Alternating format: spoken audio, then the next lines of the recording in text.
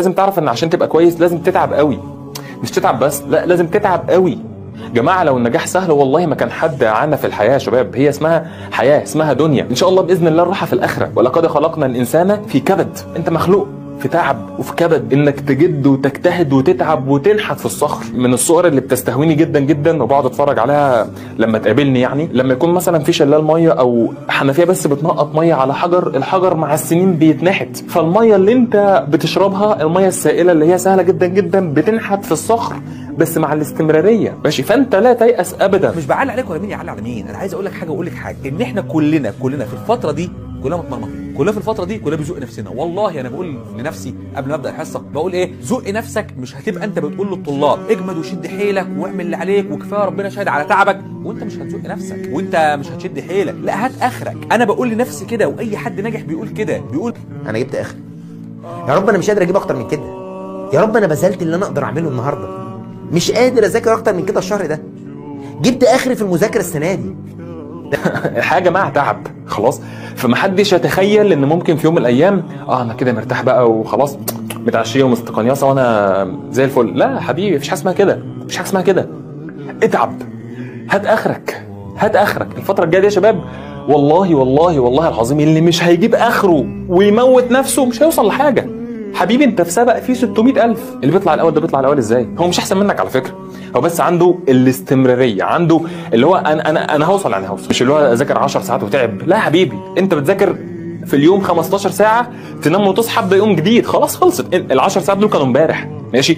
تعب النهارده كله هو بتاع النهارده، بتاع بكره يوم جديد، انسى خلاص. وما تعدش على نفسك ساعات مذاكره وتعب.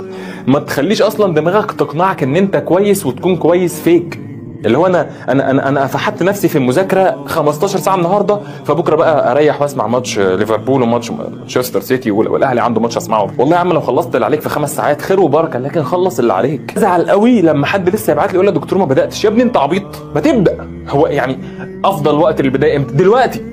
يعني افضل وقت راجع امتى؟ دلوقتي. افضل وقت الم اللي فات امتى؟ دلوقتي. فما تستعبطش، ما تستعبطش. انا بتضايق جدا جدا جدا من اي حد يقول لي يا دكتور انا ما بداتش. انت تستاهل اللي يجرالك ومش هتوصل لحاجه، ماشي. يعني انا بكره التحفيز مع الناس اللي هم ما عندهمش دم. يعني الشاطر اللي بيذاكر بس اقصر سيكه او احفزه وازقه واوديه وهيروح ان شاء الله، لكن اللي واقف اصلا مكانه وعايزك تيجي تزقه ده استحاله يتزق. لو عربيه انت بتزقها لازم هي اصلا تكون بتتحرك، لكن عربيه جايب المارشديه او مثلا شادت فرامل اليد وواقفه مكانها والسواق دايس على الفرامل وانت بتزقها استحاله. فانت في ثانويه عامه وما بتذاكرش يبقى انت دايس على الفرامل، مهما نزق فيك انت مكانك. اتحرك، ابدا، حس على دمك. شوف ابوك صرف عليك قد ايه وتعبوا عشانك قد ايه، واللي حصل في السنه كلها من ضغط نفسي عليك وعلى اهلك قد ايه. فلو انت لسه ما بتذاكرش، مش ما بداتش، ده اللي ما بداتش ده قصته قصه، لكن اللي بيذاكر حتى نص نص ده ما عندوش دم. انا بتكلم جد واللي عايز يزعل يزعل. اللي بيذاكر حتى نص نص وبيكروت المذاكره، بيسمع بس مثلا، مش بيذاكر او مش بيحل او مش بيتابع او ده ما عندوش دم اصلا. حبيبي بص وراك، شوف الدنيا صعبه ازاي حواليك. لازم تبقى انت بني ادم عايش في وسط اهلك، عارف اللي بيحصل حواليك عامل ازاي. مش ممكن انا مش عايز حد يبعت لي يا شباب يقول لي يا دكتور حفزني ما بداتش. يا عم روح حفز نفسك يا عم. يا عم انت شوف انت شغال ليه، انت بتذاكر ليه، عشان ايه، انت بتعمل ايه يعني. ما تبعتليش تقول لي حفزني ولا حمسني ولا نيلني. انت داس على الفرامل، هزقك ازاي، هحفزك ازاي اصلا. ابدا وذاكر واشتغل، ولما تبقى كويس ازقك عشان تبقى اشطر، عشان تبقى احسن. لكن واقف مكانك هزقك ازاي، انت صفر. مهما اديك انت صفار برضه، لازم انت تحط الواحد عشان لما نحط لك احنا صفار تبقى انت بتتقدم. لكن صفار صفار صفار انت ما بتعملش حاجه. فحبيبي ما بداتش، ابدا. بادئ خليك احسن. بتذاكر 5 ذاكر 10 الفتره الجايه. فده النهارده يومك بدا ازاي؟ بجد النهارده يومك بدا ازاي؟ بادئ من ساعتين اصلا وخلص. كل الفتره الجايه كده. الكلام ده هيزعل والكلام ده مش تحفيزي، بس الكلام ده مهم جدا وواقعي. مش عايز اضللك ولا اقول لك انت كويس وانت حلو وابدا، لا انت زفت، انت زفت حبيبي. فوق فوق، انت راجل ثانويه عامه، انت راجل ثانويه عامه. اللي بتعمله ما ينفعش ابدا ابدا ابدا، سواء كنت ولد او بنت. وخروجات بقى وتيك توك وقرف، مش عايز اقول كلمه وحشه، قرف. ده قرف دي يعني اقل ما يمكن ان يقال. ماشي، بشوف ناس ثانويه عامه على تيك توك. انت بتهببي ايه؟ ده بتعمل كونتنت، ده بتعمل كونتنت. انت بتهببي ايه وانت بتهبب ايه؟ بشوف ولد ثانويه عامه مثلا بيعمل روتين اليوم في سنة. يا عم انت بتعمل ايه؟ ذاكر. بتصور ايه وبتمنتج ايه وفي فولورز بتوع ايه؟ ذاكر يا اسطى. انا كان عندي في ثالثه ثانوي على يوتيوب 80,000 مشترك، مع ذلك كنت ماسك تليفون حقير بزراير، ما كنتش بعمل اي حاجه ولا ببص على اي حاجه. فانت بتعمل ايه؟ كفايه بجد، انا مش قادر، يعني انا اصلا مش قادر اتكلم. بس طب افرض لا قدر الله، لا قدر الله اصحابي قال اللي ده احنا ذاكرنا واللي ذاكر زي اللي ما ذاكرش، وكلنا في الاخر سواسيه، وكلنا في الاخر ما جبناش مجموع، وكلنا مش هنخش الكليات اللي احنا عايزها، وكلنا مش عارف كليات خاصه، وفي الاخر اللي اتساوى اللي ظالم بالمظلوم واللي غش زي اللي ما غشش خالص خالص. انت اول مره في حياتك تتعامل مع صراع الخير والشر. هل حضرتك دلوقتي احنا مش عندي في موظف مخلص وموظف مرتشي؟ المرتشي ممكن يبقى اغنى من المخلص لانه ارتشى، ممكن يبقى اغنى منه. هل بينال توفيق في حياته؟ والله لا. بص على العيال دول وبص على العيال دول، بص على حياة ده وبص على حياة ده، يقول لك مفيش بركه. والله مش عارف فلوس بتروح فين يا اخي. الواحد ما شاء الله معاه فلوس كتير بس مش عارف فلوس بتروح فين. ليه؟ البركه اتسحبت، عدم توفيق. انت بتساوي ايه الفلوس؟ ما بتساويش حاجه، لان الموضوع ما بتحسبش كده. انت مش ذكي. في ناس بتتذاكى، انا ذكي هعرف اجيب فلوس، مش مهم بقى صح ولا غلط، هعرف. ايوه بس انت حتى لو عملت ده هتتحاسب عليه، كبيره او ذنب هتحاسب عليه، مش كده وبس، هيتسحب منك التوفيق. وانت فاكر ان انت شاطر، وانت فاكر ان انت ذكي ودماغك نظيفه. فالنهايه انا عايزك تتعامل، وانا بتعامل مع ربنا اتعامل معاه بادب. ربنا بيعاملني بفضله. عارف لو انت بتتعامل بالعدل، العدل بيقول ايه ليه؟ بيقول ايه؟ ان انت لو تعبت السنه دي تتكرم السنه الجايه، بس سنه قصاد سنه، ده العدل. لكن تتعب السنه دي وتفضل مرتاح طول حياتك علشان خاطر انت تعبت سنه، ده مش عدل. ده اللي انا بقول لك عليه بقى. وانما اللي بيحصل ايه؟ ان ممكن واحد يتعب سنه سنتين ويفضل في طول حياته وربنا يوفقه. ليه؟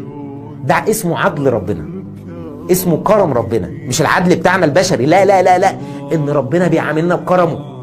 فانا طمعان في الحته دي، وعايزك وانت شغال دايما باصص للحته دي. اوعى تبص ربنا على حته بمنظار انا عايز ربنا يعاملني 1 زائد 1 يساوي 2. انا النهارده ذاكرت فالنهارده فهمت المساله فانا بكره داخل. اوعى تتعامل كده، اوعى تعامل مع ربنا بادب. تعامل دايما مع ربنا، يا رب انا مش عايز منك غير انت توفقني، يا رب انا مش عايز غير التوفيق. انا فضلت طول حياتي وانا في ثانويه عامه ادعي دعاء ان انا اخش حاجه معينه، ما كانتش كليه بالمناسبه، مش مهم ايه دلوقتي، المهم طول حياتي عمري في حياتي ما دعيت دعاء قد الدعاء ده، والله العظيم. عمري ما طلبت من ربنا طلب قد الطلب ده وربنا ما استجابش. كنت قاعد في حيره، ايه ده؟ يعني ده انا دعيت ربنا كتير، يا رب انا دعيتك كتير قوي، كنت منتظر دي تيجي وما جاتش. وتعدي الايام، اخش الكليه، كليه دار علوم، واتخرج من الكليه وتبقى احب الكليات لقلبي، واتخرج من الكليه. تعالى رجعني بالزمن لورا، ها تدعي الدعاء ده لو رجع بيك الزمن دلوقتي؟ لا ما ادعيش. ليه؟ اللي انا كنت باصص له وحطه في امكانياتي ربنا كرمني اضعافه. طب ما ترجع بقى، ها ايه رايك؟ مش عايز ترجع الدعاء وربنا يستجيب لك؟ لا الحمد لله ان ربنا ما استجابش. طب ربنا حاش عني عشان عاين لي حاجه انا ما شفتهاش. انا ما بشوفش الغيب، شفت الغيب لما وصلت له، لقيت ربنا عاين لي حاجه احسن، مش احسن بمره واتنين، احسن باضعاف والله. فاللهم لك الحمد. ده اللي انا بقول لك يقينا تعامل بيه مع ربنا. انا اسف خرجت بره موضوع الحلقه، بس بصراحه بيصعب عليا الطلبه وهي في صراع نفسي، حاسه ما بين الخير والشر، انا اعمل اللي عليا وفي الاخر ما كفاش. لا يا ابني مش كده، المساله مش كده. انت هتعمل عليك وهتكافئ، حتى وان كانت ظاهر الامور اللي انت ما بتتكافئش، اللي انت داخل في حاجه مش بتاعتك، بس والله هتكافئ.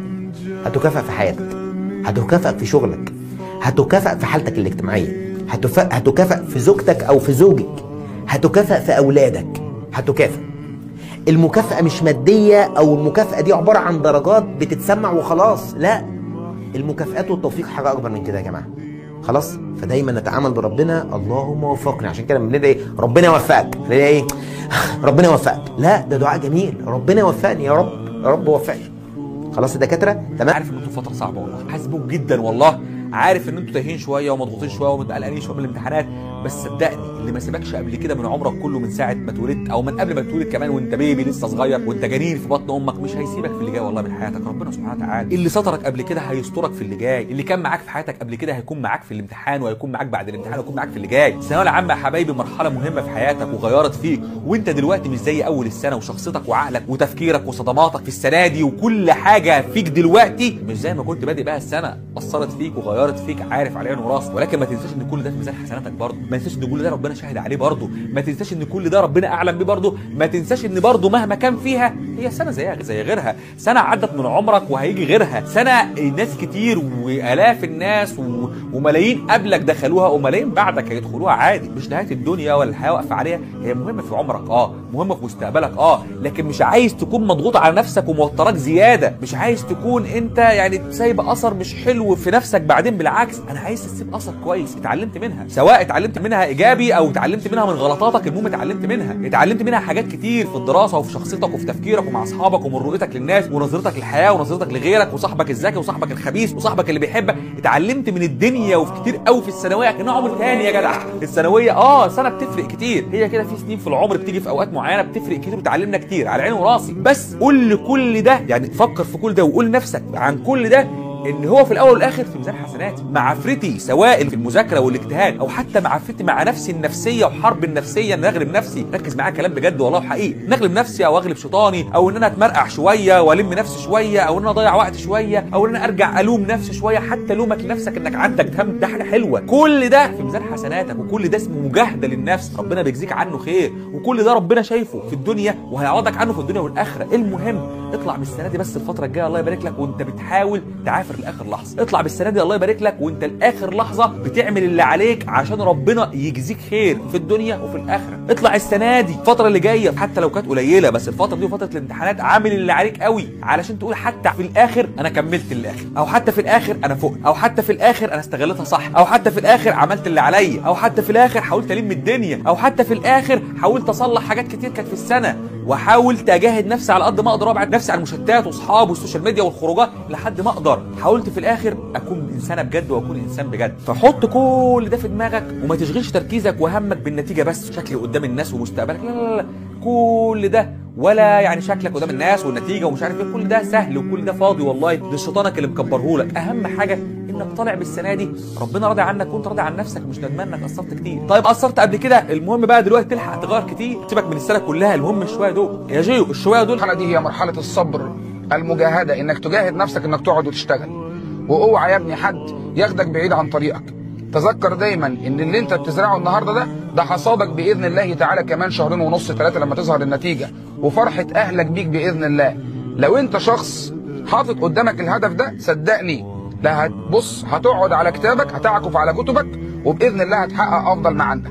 ولذلك احنا بنقول دايما اجتهد قدر استطاعتك واسال ربنا التوفيق والقبول، والنتيجه اللي انت هتحصل عليها بعد المجهود ده، بص بعد المجهود ده وحسن التوكل على الله، هي نتيجه ربنا سبحانه وتعالى في الاول وفي الاخر كتبها لك، فكن راضيا بها باذن الله. نصيحتي بقى للطالب، حضرتك ما تسمعش الكلام ده فتقول خلاص، بالعكس انت لازم تقف وقفه تبين لهم ان انت ان شاء الله هتفرحهم، وان ان شاء الله تعبهم مش على الارض، وان الحاج اللي تعبان بره طول الليل والنهار وبيشقى وحارب نفسه عشانك، بابا انا مش هضيع تعبك ولا هضيع تعبك جوه الحصه اني اقعد اهزر واضحك واسرح او انام، ولا هضيع تعبك في البيت ان انا ما ذاكرش فاجيب درجه وحشه فانت حلمك فيا يضيع. كأب وام فانت عليك دور كبير، دور ان يبقى عندك دم، ومش عندك دم وبس، لا عندك احساس بتعبهم، عندك احساس بمسؤوليه، لازم تشيل مسؤوليه، لازم تعرف امتى تهزر وامتى تبقى جد. ودي نصيحه انا بنصحها لكل ولادي حتى في المحاضرات بتاعتنا، انا جوه الحصص بنصح النصيحه دي وبجد انصحها لك، وارد تكون انت ما بتشوفش المحاضره كامله، فبنصحك وبقول لك الموضوع محتاج منك ان انت تبص لابوك وامك بنظره هو انا لو كنت مكانهم وتعبان التعب ده كله هل كنت هسمح لابني يضيع تعبي بالمنظر ده ويستهتر كده؟ هات المجموع اللي انت عايزه الكبير، وبعد كده اختار الكليه اللي تعجبك، حتى لو كنت محدد مستقبلك في حاجه تانية. انت بتجيب مجموع عالي بتشرف نفسك وتشرفهم، فدي حاجه مهمه جدا. النوع بقى الثالث، صلى على رسول الله. ايا كان شطارتك ايه، ايا كان مستواك ايه، ما تتغرش في ماده. يعني ما تمسكش ماده تتغرب فيها وتقول انا تمام والدنيا والحكايه، لا لا لا لا لا، ظابطها حلو. مستر قصدك ايه؟ قصدي ما تبطلش سعي، ما تبطلش سعي. وافتكر دايما الايه دي اللي بتقول وان ليس للانسان الا ما سعى. كمل اللي بعديها، وان سعيه سوف يرى.